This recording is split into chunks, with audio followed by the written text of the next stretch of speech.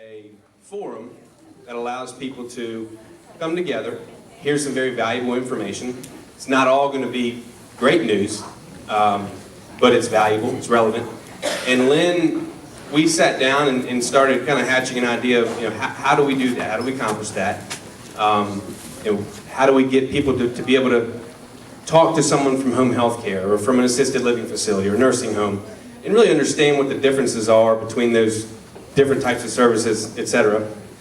And we agreed that something of this nature would really make sense. So I was having another child, moving to a new house, a lot of things are going on in my life, and I didn't have time to dedicate a tremendous amount of time to this process. So Lynn took this over and has done a tremendous job. So a big round of applause to you for bringing this together. All right, just full disclosure, this is a topic that I get the honor of covering. It's kind of bittersweet because there's some really great news and there's some also very staggering information to go over relative to risks and costs, etc. But it's valuable and we can't bury our heads in the sand and act like it's not a reality. So I'll try to make it as lively as I possibly can, but we're going to talk about a lot of just facts and statistics.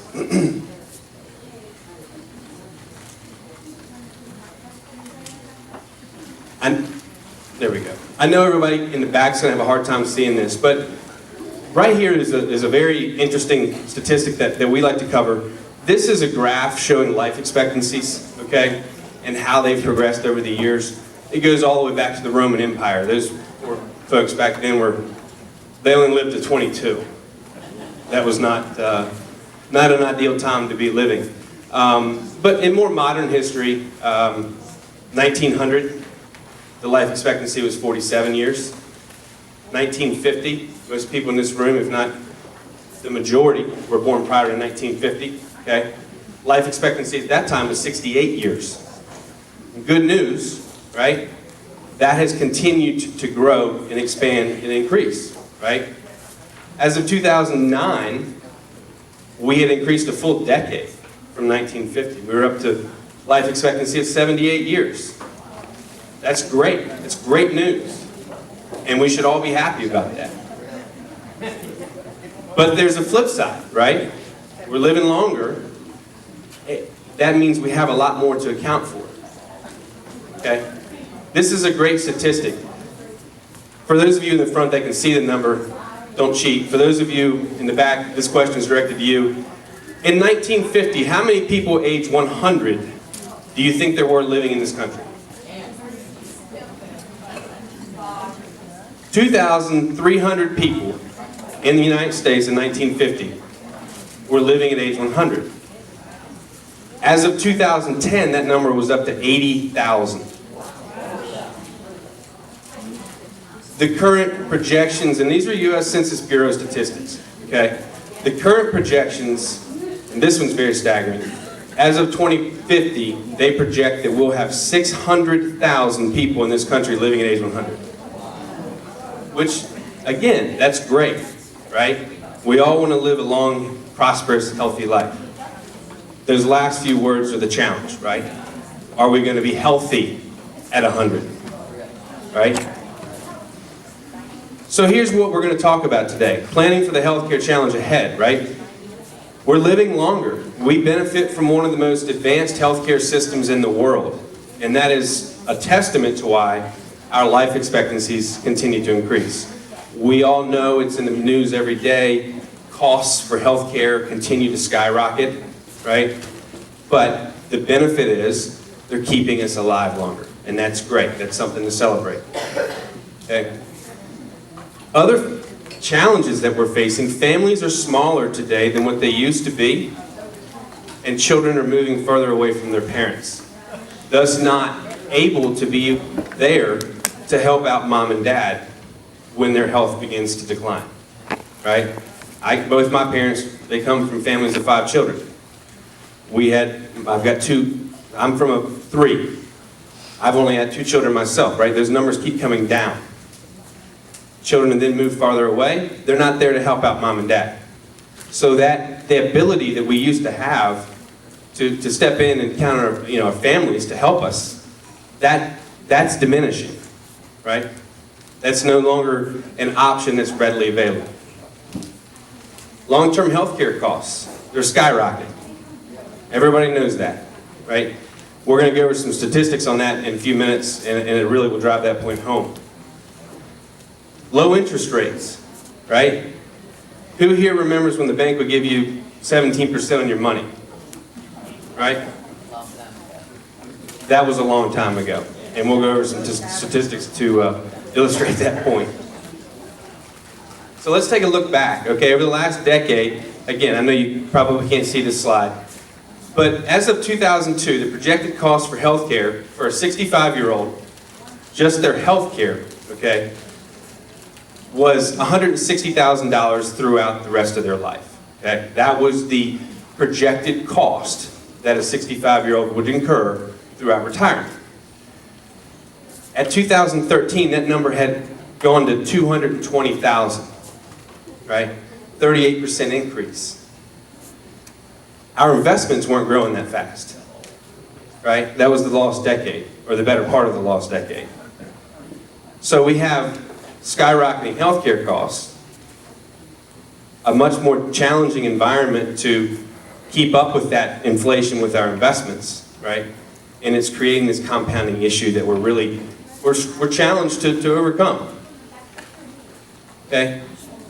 This slide here shows the annual cost of care, just again, healthcare, the projected cost during retirement, and I know you can't see it, but at age 68, as of 2011, they projected the annual cost to be about $4,200.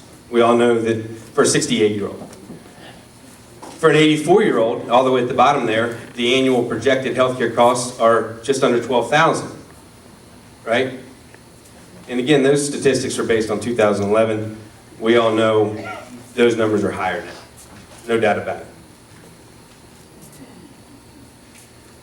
But that's just your basic health care, okay? What about long-term health care, long-term care, right? That's a whole separate issue, okay? What is long-term care? What are the services that I may need in that long-term health care, such as nursing homes, assisted livings, home care, okay? Very simply defined, it's a range of services that provide care for people who are unable to care for themselves, okay? Results of this, we teach a lot of pre-retirement classes in Northern Virginia. So a lot of times we're speaking to much younger audiences, folks that are still working, that are, 30s, 40s, and they think, well, I don't need to worry about this. Interestingly enough, 40% of the people that are on long-term care claim are between the ages of 18 and 65, right? So the need for planning for long-term care services is not just because we're aging, right? There are things, accidents, aging, chronic disabilities, sustained illnesses, all of these things come into play. And it's very important to account for them. Who knows what ADLs are? I know everybody over here knows. Okay. ADLs are what's called the activities of daily living. Okay? There's 6 of them. Bathing, dressing, eating, toileting, transferring, continence. And there's a magic 7th that is cognitive impairment. Okay? If you're fortunate enough in this room, does anyone in here have long-term care insurance? That's great. If you're fortunate enough to have long-term care insurance, okay, your eligibility for those benefits is really based on these ADLs, okay? Something happens, right? And the doctor determines that you need assistance with 2 of those 6, okay? Now you're eligible to start receiving your benefits. There may be a waiting period of some sort, but your eligibility begins at the point where you meet 2 of those 6. Or cognitive impairment. Unfortunately, we're seeing an increase in Alzheimer's. That trend continues. If you are diagnosed with any type of cognitive impairment, you're immediately eligible. Okay.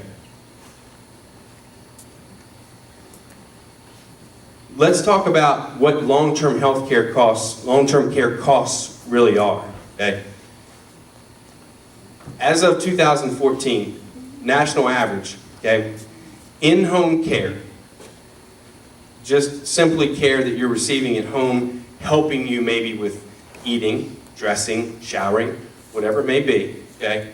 In-home care, national average right now is just over $41,000 a year. That's a big number. Looking out 20 years, that number is projected to go to almost $110,000 a year. That's a really, really alarming statistic. That's based on a 3% inflation number for those services, which I can tell you, for this type of care is about in line with what we've been seeing. For other types of care, nursing home, assisted living, etc., those numbers are probably double that, okay? They're increasing 5–6% on average. Assisted living facilities, national average, just under $48,000 a year, going up to over $127,000 by 2034. And then the real big one, nursing home care, over $87,000 a year right now, national average. That's for private room. Semi-private room, you have a little bit more flexibility. But 20 years from now, they project that number to be over $223,000 a year. I'm not sure about you all, but that number really, that jumps out at me.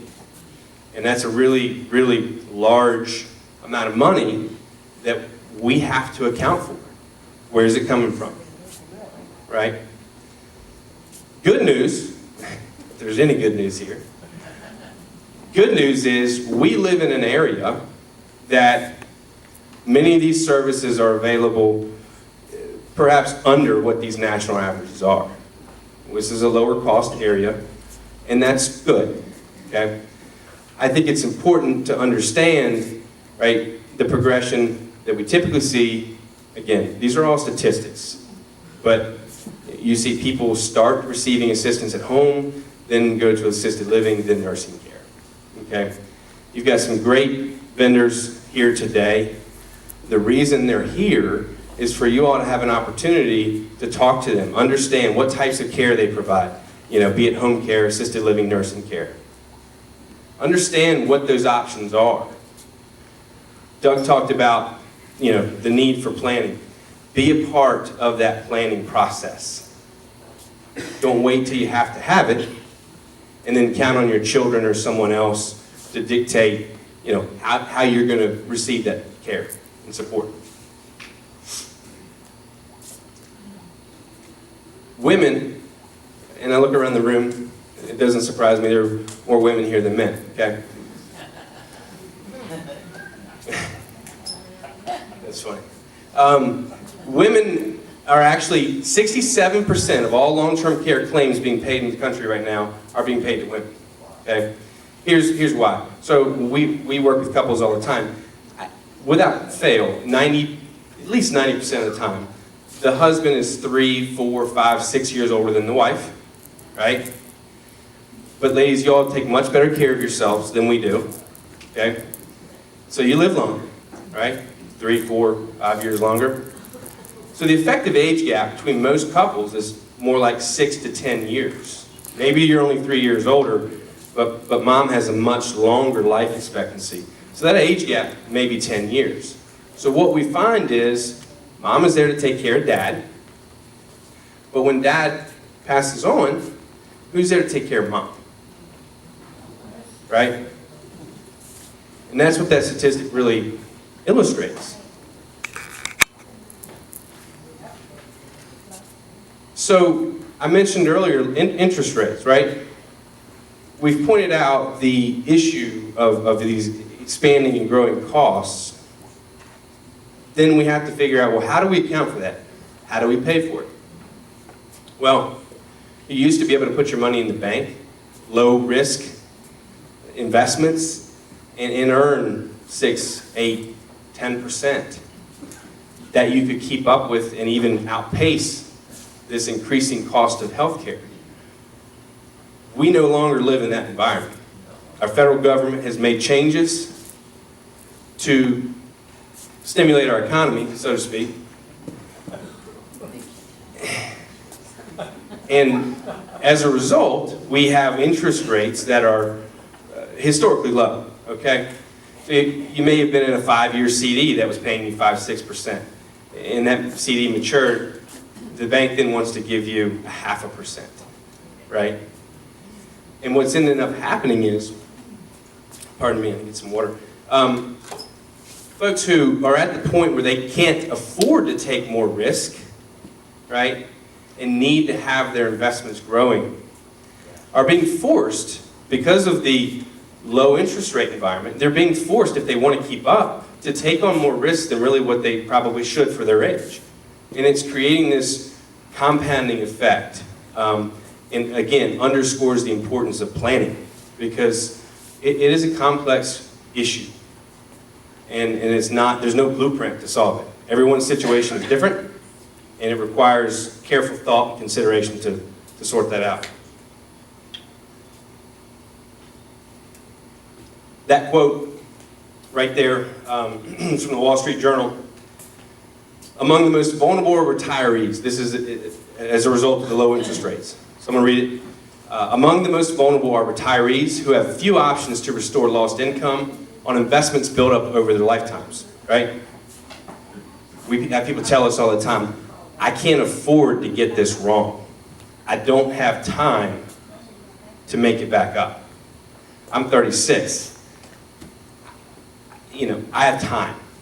It doesn't matter to me personally if the markets go down next week, because I have a long time before I will be needing those dollars, okay? They're losing their investment income precisely at a time when they need it most, right? That's a problem. That's a big problem, especially when you consider that while that's going on, these healthcare costs are really going up considerably. Interest rates. Average savings account as of February 18th, 2014, average savings account, 0.12%. Thank you. That's a great return. 1-year CDs, 0.23. Again, what's the point? 5-year CDs, 0.8. 5-year Treasury, 1.5. 10-year Treasury, 2.71. By the way, inflation's in the neighborhood of 3%, so you're slowly losing money in any of those scenarios. Let's talk about inflation. At a 2.3 projected rate of inflation, okay, to make sure everybody understands this, $1 today, 20 years from now, if it earned nothing, would only give you 63 cents of equivalent purchasing power. In 30 years, 51 cents. The problem is that conservative 2.3% rate of inflation is not accurate. Says here, keep in mind the inflation rate over the past 30 years has averaged 4.3%. Okay? Again, it's a compounding issue and a complex issue because banks no longer are willing to give us 6, 7, 8, 10% and more on our money.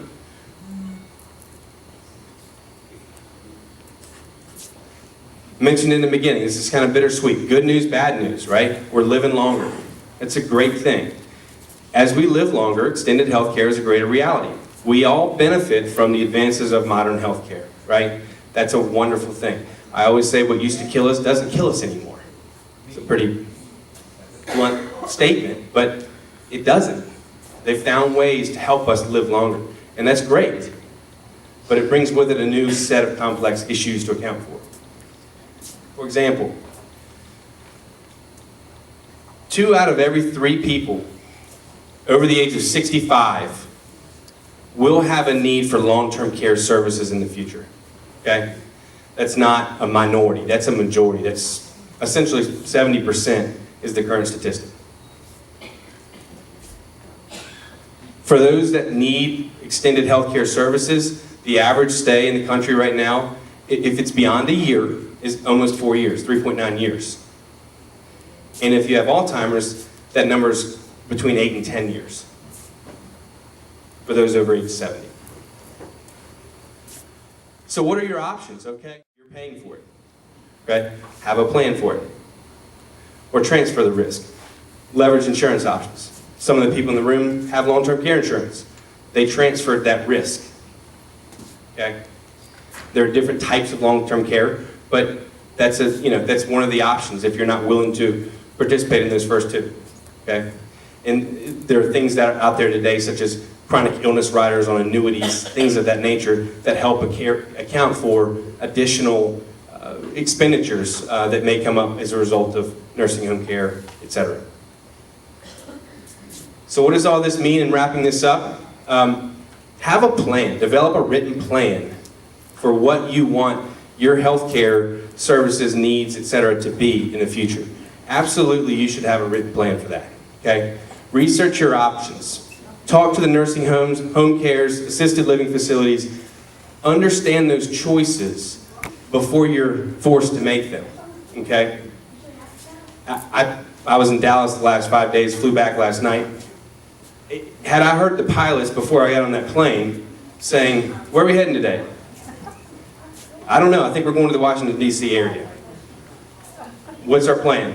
Don't know. Let's just get it up in the air, we'll figure it out. I wouldn't have gotten on that plane. Okay? We have something that's an almost certain reality in front of us.